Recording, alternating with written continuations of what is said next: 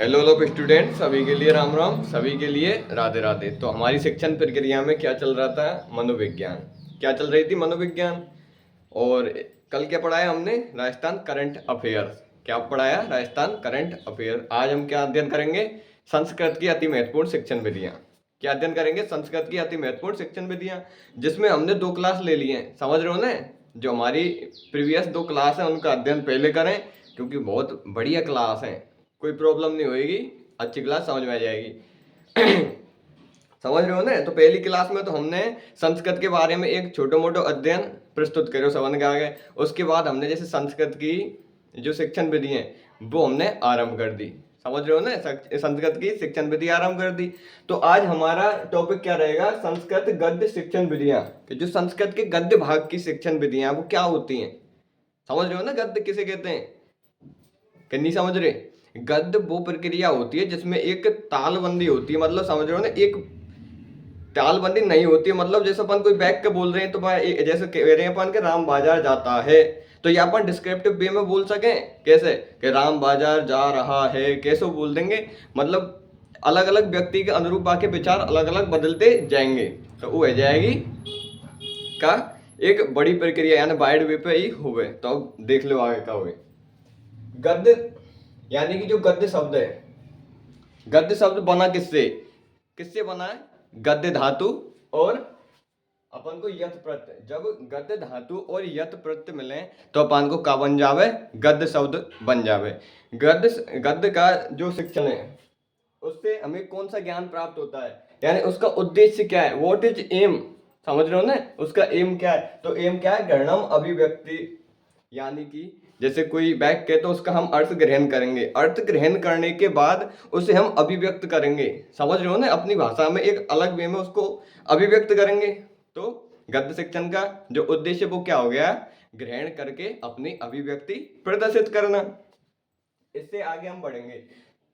तो सबसे पहले क्या है कि वेद कितने होते हैं? वेद कितने प्रकार के होते हैं? वेद होते हैं 4 प्रकार के। कितने प्रकार के होते हैं? वेद 4 प्रकार के होते हैं। कौन कौन से होते हैं? यजुर्वेद, अथर्ववेद, सामवेद और यजुर्वेद। लेकिन हमें क्या पढ़ना है? हमें पढ़ना है कि जो अपन गद्य शिक्षण है ये कौन से वेद से संबंधित है। तो कौन से वेद से संबंधित है? यजुर्वेद से संबंधित है। कौन से वेद से संबंधित है? यजुर्वेद से संबंधित है। यजुर्वेद यानी गद्य दर्शन किस में आता है? तो किस में आता है? यजुर्वेद में। ये मतलब जो हमारे ये महत्वपूर्ण टॉपिक हैं, ये बिंदु हैं, इनसे रीट में प्रीवियस ईयर में बहुत ही महत्वपूर्ण क्वेश्चन पूछे जा चुके हैं। समझ रहे हो ना? गद्य क्या होता है? ये एक काठिन्य निवारक होता है। क्या होता है? काठिन्य निवारक, यानी कि जैसे कोई कठिन शब्द आयो आयो और हमने तुरंत ही वाक्यों का निवारण कर दियो। बालिकन को हमने एक सरल वे में समझा दिया, वो हो जाता है काठिन्य निवारण। समझ रहे हो ना? संस्कृत में 6 वेदांग होते हैं। कितने वेदांग होते हैं? 6। वेदों के छोटे छोटे अंग को वेदांग कहा जाता है। कितने होते हैं? 6। कौन सा? एक होता है शिक्षा। शिक्षा क्या है? वेदांग है। दूसरा क्या होता है? कल्प। कल्प क्या है? वेदांग है। तीसरा क्या होता है? व्याकरण। व्याकरण क्या है? वेदांग है। हम क्या को अध्ययन कर रहे हैं? व्याकरण का अध्ययन कर रहे हैं। अगला क्या हो जाएगा? निरुक्त हो जाएगा, छंद हो जाएगा और ज्योतिष। ये क्या हो जाएंगे? हमारे वेदांग। तो वेदांग कितने देखेंगे? 6। वेद कितने देखेंगे? 4। जो हम संस्कृत जो हमारी गद्य शिक्षण है कौन से वेद से संबंधित है? कौन से संबंधित है? बन गए थे यजुर्वेद से ये संबंधित है। तो इससे आगे हम बढ़ेंगे।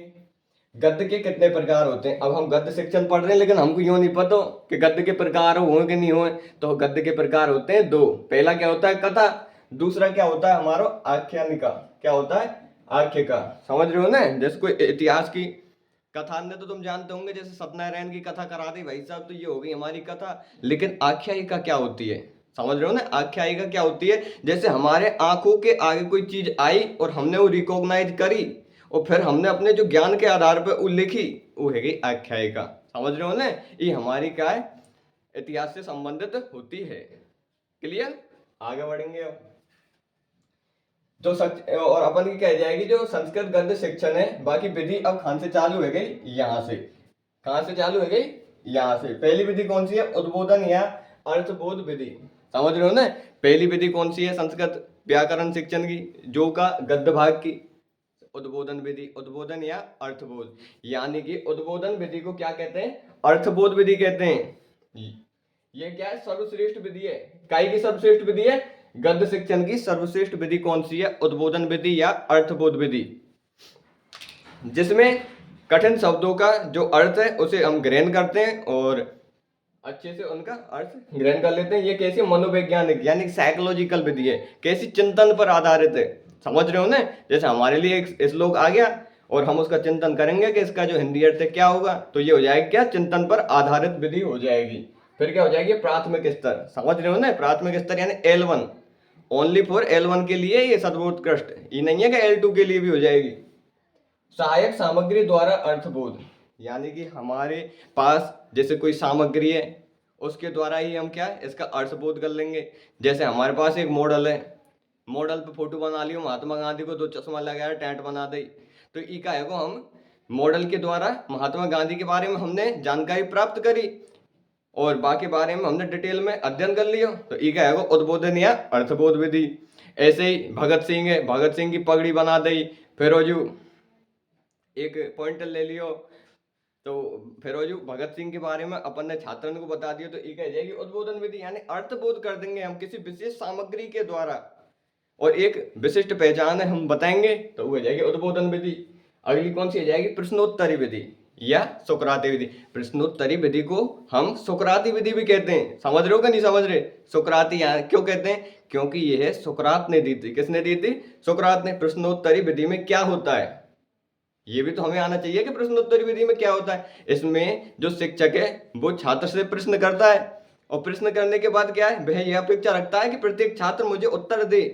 क्या अपेक्षा रखता है? प्रत्येक छात्र मुझे उत्तर दे।